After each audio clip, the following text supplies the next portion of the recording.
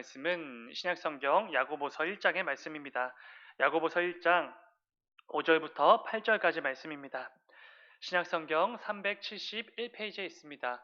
야고보서 1장 5절부터 8절까지의 말씀입니다.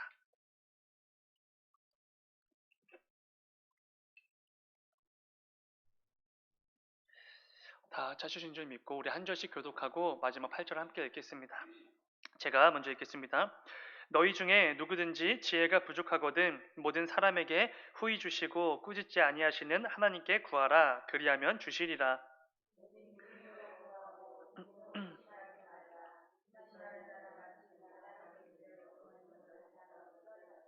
이런 사람은 무엇이든지 주께 얻기를 생각하지 말라. 두 마음을 품어 모든 일에 정함이 없는 자로다. 아멘. 잠시 기도하겠습니다.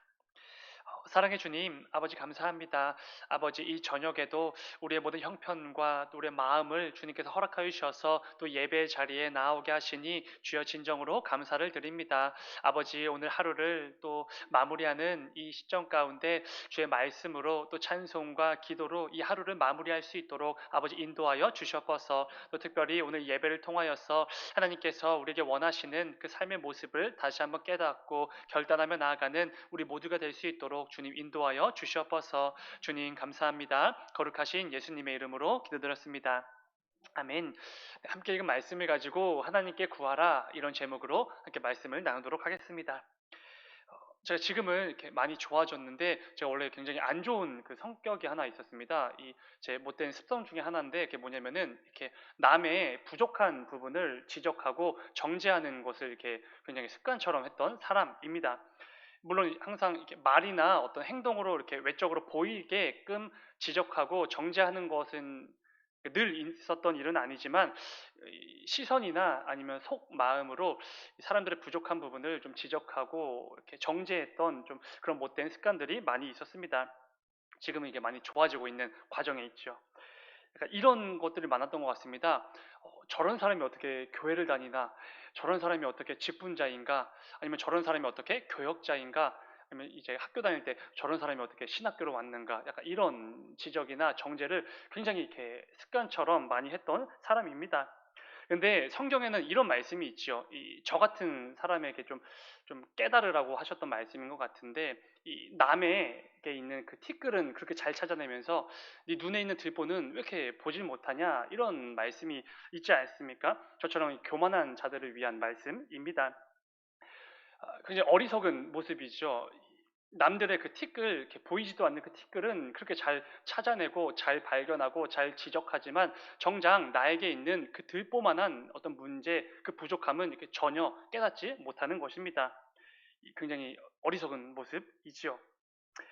우리 모두는 똑같은 연약한 죄인들이기 때문에 누가 누구를 지적하고 정죄한다라는 것 자체가 사실 성립이 될 수가 없습니다. 전부 다 연약하고 부족한 죄인들이기 때문이지요. 근데 문제가 있지요. 무엇이죠? 이 악한 그리고 죄된 본성으로 가득한 우리 연약한 죄인들은 이 남을 지적하는 것을 굉장히 좋아합니다. 그리고 남의 어떤 부족한 부분들을 정죄하고 이렇게 드러내는 것을 굉장히 이렇게 쾌감을 느끼는 굉장히 못된 죄된 본성이 가득합니다. 남에게 있는 티끌, 내 눈에 있는 들보, 이 말씀 너무나도 잘 알고 수도 없이 묵상했던 말씀이지만 실제로 삶 속에서는 나보다 남을 더 낮게 여기는 그 귀하고 복된 삶을 도무지 살아낼 수가 없는 것이지요. 그런데 그럴 때 우리에게 정말 귀한 묵상과 또 결단과 도전을 주는 말씀이 오늘 본문의 말씀일 것입니다. 본문 5절을 다시 한번 읽어보면 이렇습니다. 너희 중에 누구든지 지혜가 부족하거든 모든 사람에게 후히 주시고 꾸짖지 아니하시는 하나님께 구하라. 그리하면 주시리라. 아멘. 우리가 지혜가 부족해서 아니면 지혜 외에도 무언가가 부족해서 하나님께 구하면 하나님께서는 우리에게 그 부족한 지혜든지 부족한 모든 것들을 채워주시는 분이십니다. 그런데 중요한 것이 무엇입니까? 부족한 것을 이렇게 아니면 연약한 부분을 하나님께 구할 때 하나님은 우리의 그 연약함, 그 부족함을 절대로 꾸짖지 아니하시는 분이라는 것입니다. 절대로 나의 그 연약하고 부끄럽고 그 은밀한 가운데 지었던 그 죄의 모습들을 정죄하거나 지적하는 분이 아니시라는 것입니다. 늘 넉넉하고 풍성한 마음을 가지고 우리가 원하는 그 모든 것들을 채워주시고 공급해 주시는 어떤 은혜가 넘치는 분이라고 오늘 야고보는 말하고 있는 것입니다. 우리가 무언가 부족하다고 해서 아니면 어떤 치명적인 결점이 있다고 해서 절대로 우리를 꾸짖지 아니하시는 분, 그게 바로 우리가 믿는 하나님이시지요. 오히려 자신의 크신 팔과 능력으로 늘 넉넉하게 채워주시는 분이십니다. 중요한 것이 있지요. 창조주가 되시고 모든 것들을 주관하시는 그 전능하신 하나님께서도 우리 연약한 죄인들을 향해서 꾸짖지 아니하시고 지적하지 아니하신다, 이렇게 말씀해 주십니다. 그런데 똑같이 오물투성이인 같은 죄인들끼리 서로 비난하고 정죄하고 지적한다면 이거야말로 정말로 어리석고 무지한 모습이지 않겠습니까? 사랑하는 여러분, 우리의 연약한 죄된 본성은 계속해서 남들에게 있는 티끌을 찾아내고 싶은 그 욕망으로 가득할 것입니다. 그리고 그 티끌을 가지고 지적하고 정죄하고 꾸짖는 것을 매우 좋아하지요. 그런데 그럴 때마다 오늘 말씀을 기억하시면서 이게 하나님 보시기에 얼마나 부끄러운 일인지, 얼마나 엉터리 같은 모습인지를 반드시 기억하실 수 있어야만 합니다. 하나님께서 우리 죄인들을 향해 늘 넉넉한 마음으로 꾸짖지 아니하시는 것처럼 우리 역시 하나님의 백성답게 늘 나보다 남을 더 낫게 여김으로 지적과 정죄가 아니라 사랑과 섬김으로 그들을 돌아보고 그들을 섬기며 나아가는 것이지요. 저와 여러분들의 삶이 그런 귀하고 복된 삶이 되시기를 주님의 이름으로 축원을 드립니다. 오늘 본문 5절을 다시 한번 읽어보면 이렇습니다. 너희 중에 누구든지 지혜가 부족하거든 모든 사람에게 후히 주시고 꾸짖지 아니하시는 하나님께 구하라, 그리하면 주시리라. 너희 중에 누구든지 지혜가 부족하거든, 이렇게 말을 합니다. 하나님께 그 지혜를 구하라, 이렇게 말을 하시지요. 근데 여러분, 야고보가 구하라고 말하고 있는 이 지혜가 뭐처럼 느껴지십니까? 이 세상에도 지혜로운 사람들이 정말로 있습니다. 그리고 지혜롭게 실제로 그 방법들을 가지고 살아가는 사람들이 많이 있지요. 그런데 지금 야고보가 우리에게 하나님께 구하라라고 말하는 지혜는 어떤 지혜인가라는 것이지요. 이 세상에도 있는 그런 지혜를 구하라, 이런 말씀은 당연히 아닐 것입니다. 단지 이 슬기롭게 이 세상을 살아가는 그런 지혜들, 어떤 문제를 해결할 수 있는 그런 지혜들, 이런 것들은 절대로 아니라는 것이지요. 굉장히 높은 차원의 어떤 하나님만이 주실 수 있는 고차원의 지혜를 지금 야고보가 말하고 있는 것입니다. 이 세상에서 지혜로워 보이고 슬기롭게 살아가는 그 정도의 지혜가 아니라 하나님께서 지혜롭게 여겨주시고 하나님께서 기뻐 여기실 만한 그 지혜의 모습을 하나님께 구하라, 이런 말을 하고 있는 것이지요. 애초에 이 세상에도 이미 있는 그 지혜를 구하라, 이런 말씀들이 성경에 담겨져 있을 필요가 없는 것입니다. 애초에 하나님께 구할 필요도 없는 것이지요. 근처에 있는 지혜로워 보이는 그 사람에게 구하면 그만인 것입니다. 근데 중요한 사실이 있죠. 여러분, 잠언 2장 6절을 보면은 굉장히 유명한 말씀이 있습니다. 우리 함께 읽을까요? 시작. 대저 여호와는 지혜를 주시며 지식과 명철을 그 입에서 내심이며. 아멘. 여러분, 이 말씀에 의하면은 지혜는 누가 주시는 것입니까? 예, 여호와 하나님께서 주시는 게 바로 지혜입니다. 이 말은 곧 이렇게 뒤집어서 생각해 보면은 하나님이 주셔야지만 우리는 지혜를 얻을 수 있게 된다, 이런 의미가 됩니다. 그렇다면 여러분, 우리가 이 땅을 살아가는 동안 꼭 필요한 지혜는 누가 주셔야지만 가능한 것입니까? 하나님께서 주셔야지만 우리에게 필요한 그 지혜가 채워진다, 이런 말씀이 되는 것입니다. 근데 여러분, 이게 굉장히 당연한 말씀인 이유가 있죠. 우리가 믿는 하나님은 기본적으로 영원하시고 또 무한하시고 불변하신 전능하신 하나님이십니다. 그렇기에 그런 하나님께서 주시는 지혜야말로 우리가 진짜 지혜, 참 지혜다, 이렇게 말할 수 있는 것이지요. 이 세상이 저마다의 방법으로 지혜를 습득하고 구하고 있습니다. 그런데 그 지혜들 실제로 그렇게 이렇게 실제적인 아니면 진정한 의미의 지혜는 아닙니다. 왜냐하면 그들이 말하는 지혜는 전부 다 제한적이고 그 가운데 결국 한계를 보일 수밖에 없는 제한적인 지혜이기 때문에 그렇습니다. 그렇게 우리는 진짜 지혜를 주실 수 있는 그 하나님께 반드시 지혜를 구하며 살아가야 한다는 것입니다. 근데 여러분, 중요한 것은 이런 부분이겠지요. 왜 지혜를 구해야 되는가? 지혜 안 구하고 살면 안 되는가? 라는 부분입니다. 왜냐하면 여러분, 이 땅을 살아가면서 주변에 있는 이 세상 사람들은 하나님께 지혜를 구하지 않고도 잘 먹고 잘 사는 것처럼 보이기 때문에 그렇습니다. 그렇다면 우리는 왜 지혜를 구해야 되는가? 라는 것이지요. 한번 생각해 보시기 바랍니다. 왜 굳이 지혜를 구하면서 살아야 하는가? 사실 굉장히 간단한 이유지요. 하나님께서 원하시고 하나님께서 기뻐하시는 삶을 살기 위해서 지혜를 구해야만 합니다. 우리 성도는 그저 이 세상에서 잘 먹고 잘 살면 그만인 그런 사람들이 아니지요. 그런 거면은 우리가 이렇게 모여서 예배할 필요도 없지요. 우리 성도들의 최종 목적은 무엇입니까? 하나님께 영광을 올려드리는 하나님의 기쁨이 되어지는 그런 삶을 사는 거, 이게 우리들의 목적입니다. 그런데 하나님께 영광을 돌리고 하나님께서 기뻐하시는 삶을 살기 위해서 꼭 필요한 게 무엇이죠? 바로 지혜라는 것입니다. 지혜. 하나님 아버지께서 우리 성도들에게 허락해 주시는 그 지혜가 있어야지만 우리는 하나님께서 기뻐 여기실 만한 삶을 살 수가 있는 것이고 하나님께 영광을 올려드리는 우리 삶의 진짜 목적을 이루며 살아갈 수 있다는 것이지요. 여러분 한번 잘 생각해 보시기 바랍니다. 우리가 이 땅을 살아가는 동안 이 순간순간마다 수없이 많은 선택과 판단을 해야만 합니다. 어쩌면 우리 인생들의 삶은 순간순간의 어떤 선택과 그 판단의 연속, 이렇게 말할 수도 있을 것 같습니다. 그런데 연약한 죄인에 불과한 저와 여러분이 그 순간순간마다 내려야만 하는 그 수많은 선택과 판단들을 하나님께서 기뻐하시는 방향으로만 내릴 수 있는가라는 것이죠. 절대로 불가능합니다.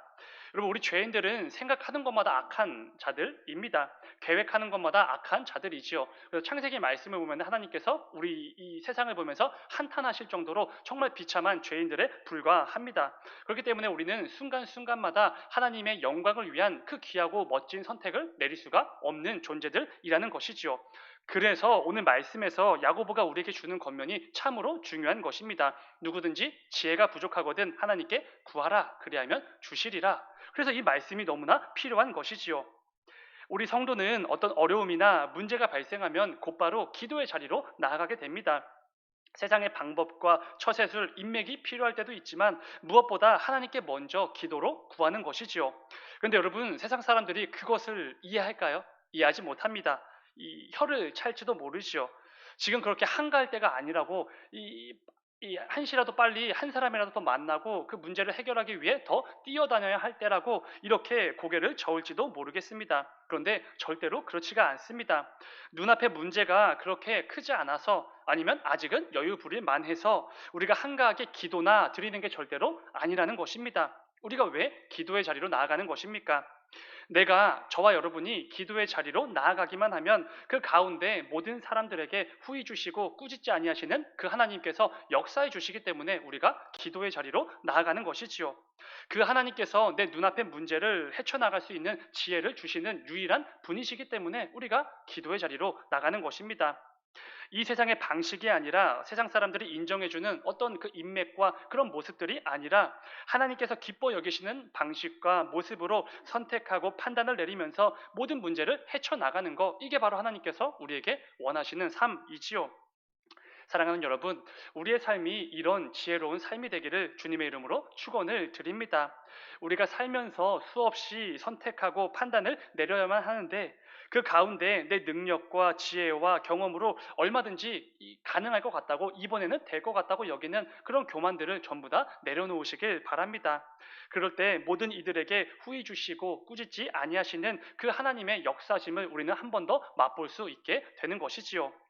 이를 통해 늘 하나님께서 기뻐 여기시는 선택과 판단을 내리면서 하나님께 영광이 되는 그 복된 삶을 살아가시는 저와 여러분이 되기를 주님의 이름으로 축원을 드립니다. 오늘 말씀에서 또 하나 중요한 것은 이런 부분입니다. 우리가 무언가를 구하면 하나님께서는 주시는데 중요한 건 구해야지 주신다라는 부분이죠. 그러니까 다른 말로 표현하면 기도해야지 주신다라는 것입니다. 근데 여러분, 이거 좀 뒤집어서 생각해 보면은 기도하지 않으면 하나님께 아무것도 얻을 수가 없다, 이런 말씀이 됩니다.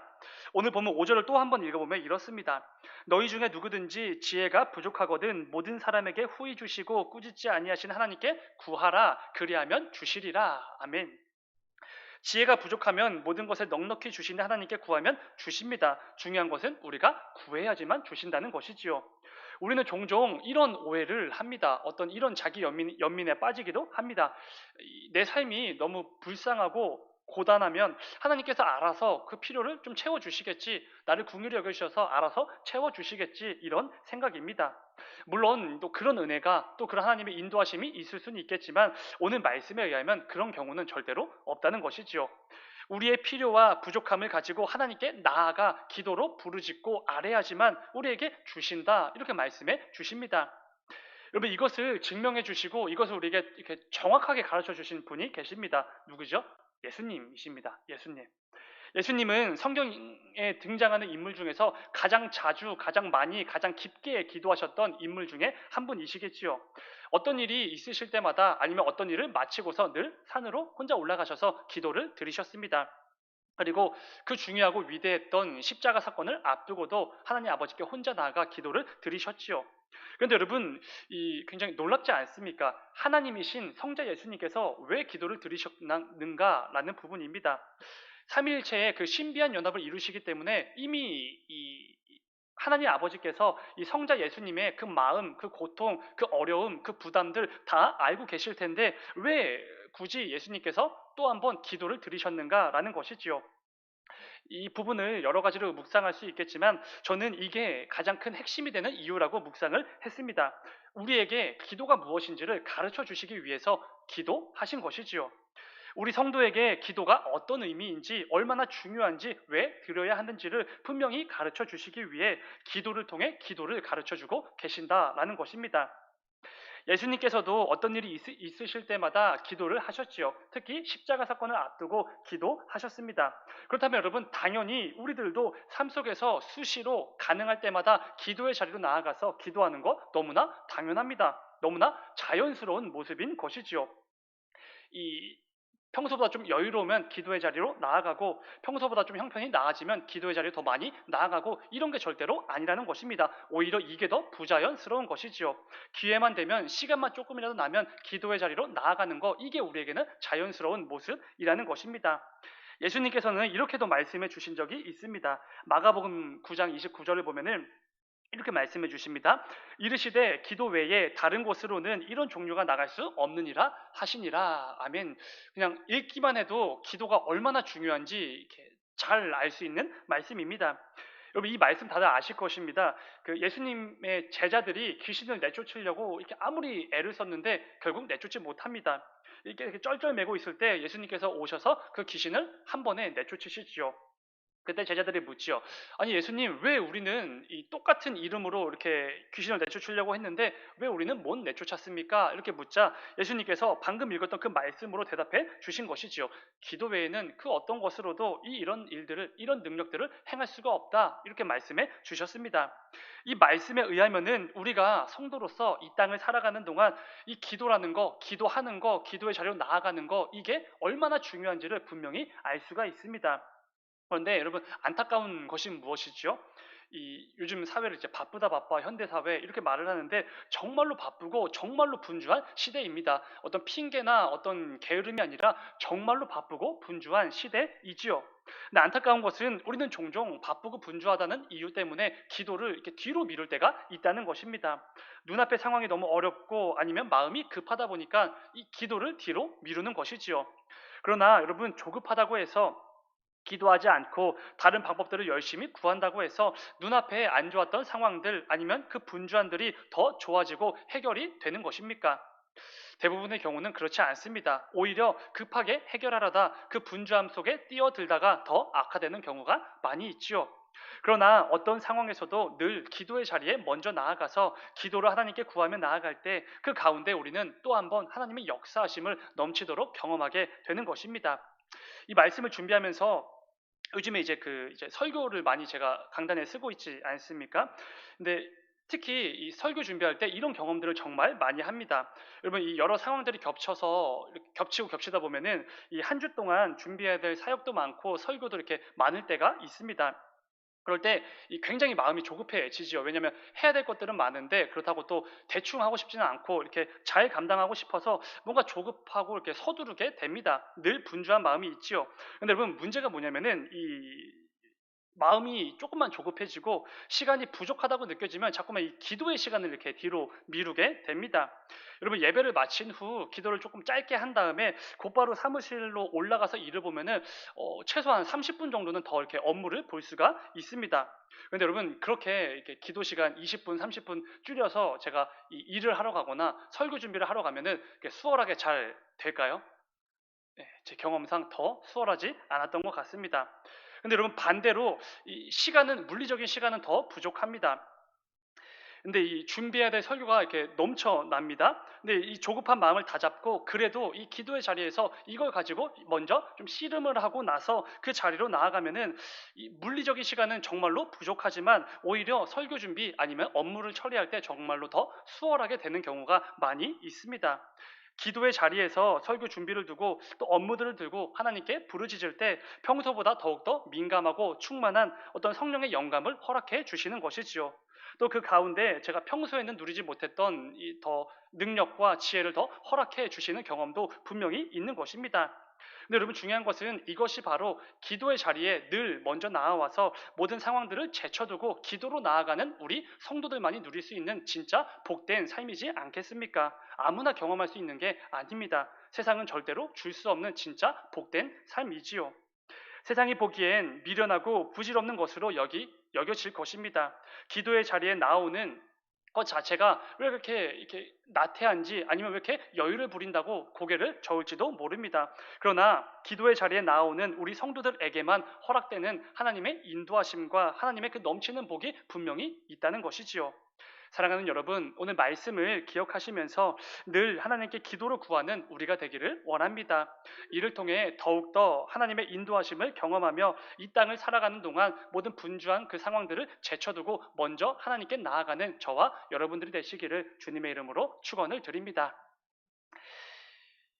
지금까지 우리는 이 하나님께 지혜를 구하는 것을 통해 하나님께서 기뻐하시는 삶을 살아야 됩니다. 이 부분과 늘 기도의 자리에 나아갈 때 하나님께 무언가를 받을 수 있습니다에 대한 부분을 나누었습니다. 그리고 이제 마지막으로 한 가지만 더 나누어 보려고 합니다. 그것은 우리 성도의 자세입니다. 특별히 어떤 자세냐면은 이 하나님께 기도로 나아가는데 그 나아가는 우리의 자세라는 것이죠. 이런 본문 6절을 보면은 야고보는 이렇게 말을 합니다. 굉장히 두렵고 떨리는 말씀이죠. 오직 믿음으로 구하고 조금도 의심하지 말라. 의심하는 자는 마치 바람에 밀려 요동하는 바다 물결 같으니. 우리가 모든 상황에서 늘 기도의 자리로 나아가는 게 너무나 중요하지만 더욱더 중요한 것은 오직 믿음으로 의심 없이 그 기도하는 게 중요하다는 것입니다. 그런데 이어지는 7절을 보시면 이게 왜 중요한지가 드러나게 됩니다. 1장 7절 이런 사람은 무엇이든지 주께 얻기를 생각하지 말라. 그러니까 우리가 드리는 기도가 믿음의 기도가 아니고 의심으로 가득한 하나님을 온전히 신뢰하지 않는 상태에서 드려지는 기도라면은 우리는 아무것도 얻을 수 없다. 이런 말씀입니다. 굉장히 두렵고 떨리는 말씀이지요. 6절의 표현처럼 바람에 밀려 요동하는 바다 물결과 같이 심히 흔들리는 자들, 심히 의심이 많은 자들의 기도는 하나님께서 응답해 주지 않으신다라는 말씀입니다. 한편으로는 좀 너무한 거 아니신가라는 마음이 들 정도로 좀 이렇게 엄하게 경고하시는 말씀입니다. 그런데 여러분 중요한 것은 이 부분을 야고보가 8절에서 한 번 더 강조한다는 것입니다. 본문 8절입니다. 두 마음을 품어 모든 일에 정함이 없는 자로다. 여러분 여기서 말하는 이 정함이 없다라는 표현은 안정감이 없다, 불안정하다 이런 표현의 의미입니다. 그러니까 바람에 따라 이리저리 휘둘리며 요동하는 그 6절의 바다 물결처럼 불안정한 상태가 이 8절에서 한 번 더 강조가 된다는 것입니다. 우리가 바람에 따라서 이리저리 휘둘리면서 이 기도하는 게 얼마나 이렇게 하면 안 되는 것인지 하나님께서 기뻐하지 않으시는 것인지를 강조하고 있는 것이지요. 우리가 믿음으로 기도를 드리지 않는 것이 바로 이런 상태라고 말하고 있는 것입니다. 이런 자들은 하나님 아버지께로부터 그 어떤 것도 얻을 생각조차 하지 말라는 것이지요. 근데 여러분 제가 이렇게 이 부정적인 표현을 계속해서 사용한 이유가 있습니다. 이제 지금부터 이제 긍정적인 표현을 사용하려고 말씀을 드린 것입니다. 근데 여러분 중요한 것은 저와 여러분은 이것을 단지 경고의 메시지로 들을 필요가 없다라는 것입니다. 믿음으로 드리지 않는 기도는 소용이 없구나. 야, 이럴 거면 그냥 집에 가야겠다. 이런 어떤 낙심이 되는 말씀이 절대로 아니라는 것이죠. 오히려 그 반대입니다. 믿음으로 구하기만 하면은 우리는 무엇이든지 얻을 수 있다라는 이 놀라운 약속의 말씀이 우리에게 주어지는 것입니다.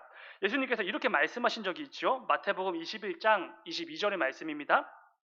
너희가 기도할 때에 무엇이든지 믿고 구하는 것은 다 받으리라 하시니라. 아멘. 이것도 굉장히 유명한 말씀이지요. 여러분, 이 하나님께서 성경 말씀을 통해 혹은 이 초대교회의 중요한 지도자였던 야고보가 혹은 예수님께서 야, 너네 그렇게 기도하면 안 돼. 그런 형편없는 쓸모없는 기도 드리지 마라. 이렇게 말씀하실 리가 당연히 없습니다. 오히려 이것을 말씀해주고 싶으신 것이지요. 하나님 아버지를 굳게 믿고 그분을 늘 신뢰함으로 구하는 자들에게는 무엇이든지 다 주시는 하나님 아버지의 은혜를 좀 누려봐라. 이런 귀한 복된 말씀을 우리에게 허락해 주시는 것입니다. 사랑하는 여러분, 우리에게는 믿음으로 구하기만 하면은 모든 것을 후히 주시는 하나님 아버지가 계십니다. 이 사실을 절대로 잊지 마시기 바랍니다. 우리가 이 사실 하나만 붙들고 이 땅을 살아간다고 해도 정말로 큰 힘과 위로와 그 가운데 평안을 누릴 수 있기 때문에 그렇습니다. 오늘 말씀을 기억하시고 함께 나눈 그 내용들을 기억하시면서 이 땅을 살아가는 동안 그 넘치는 은혜를 늘 충만하게 받아 누리는 저와 여러분이 되시기를 주님의 이름으로 축원을 드립니다. 잠시 기도하겠습니다. 사랑해 주님, 아버지 우리가 이 땅을 살아가면서 왜 그렇게 이렇게 흔들리고 또 그 믿음이 견고하지 못해서 불안정한 상태가 유지될 때가 많은지 모르겠습니다. 또 우리의 그 연약함과 죄된 본성들이 이렇게 불쑥 튀어나올 때가 얼마나 많은지 모릅니다. 그러나 아버지 우리의 그 부족함, 연약함들 우리는 몰라도 하나님 아버지께서 더 잘 아시는 줄 압니다. 그렇기에 꾸짖지 아니하시고 늘 후히 넉넉하게 주시는 하나님께 구하라고 말씀해 주셨습니다. 아버지 우리가 오늘 이 말씀을 붙들고 우리 눈앞에 펼쳐지는 그 현실과 그 모든 문제와 그 어려운 상황들 앞에서 먼저 하나님 앞에 나와 기도로 지혜를 구하고 내게 부족한 것들을 마음껏 구하며 나아가는 우리 모두가 될 수 있도록 인도하여 주시옵소서. 이를 통하여서 그 가운데 그냥 우리가 구하는 그 정도로만 주시는 분이 아니라 우리가 구한 것 이상으로 넉넉하게 후히 주시는 그 하나님의 은혜와 그 인도하심을 더욱더 충만하게 경험하는 우리 모두가 될 수 있도록 주님 인도하여 주시옵소서. 주님 감사합니다. 거룩하신 예수님의 이름으로 기도드렸습니다. 아멘.